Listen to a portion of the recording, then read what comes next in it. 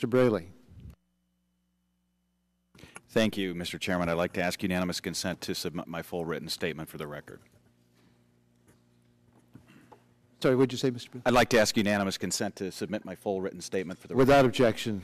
I want to thank you and Chairman Pallone, Chairman Emeritus Dingell, and the committee staff for the extraordinary work you've been doing on a very difficult and very complex bill. I ran for Congress in 2006 primarily because I felt we needed to fix a broken healthcare delivery system. And I'm very excited about some of the steps, the important steps this bill takes in trying to meet the needs of that broken system.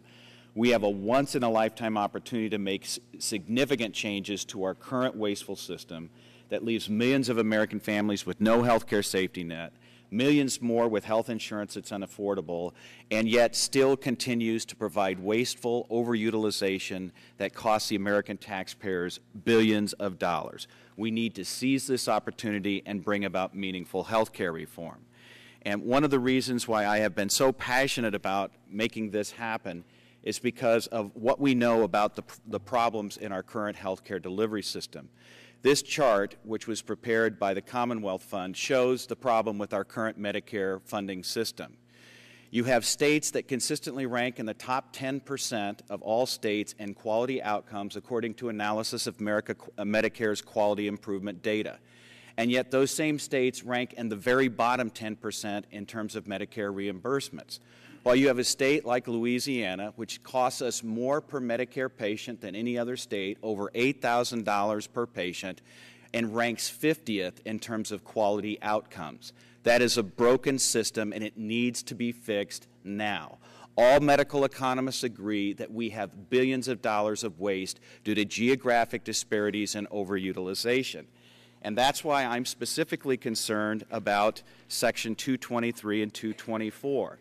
Because this is where the greatest opportunity to capture cost savings and promote quality care outcomes and improve patient safety exists.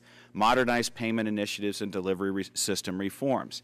And yet we've put together an Institute of Medicine study that will perpetuate current geographic inequities by preventing those providers who provide the most wasteful care from having any consequence for their action.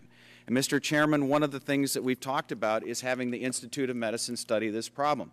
Well, in 2003, Congress passed the Medicare Improvement and Modernization Act, mandating the Institute of Medicine to study this problem, propose recommendations. They did that in 3 reports, and those reports contain recommendations to Congress and the Secretary of Health and Human Services to address this problem. We can build on those recommendations. We can incorporate them in this bill and have a much better outcome, and that's what I'm aiming for, and I thank you for your hard work on this problem. Thank you very much, Mr. Braley.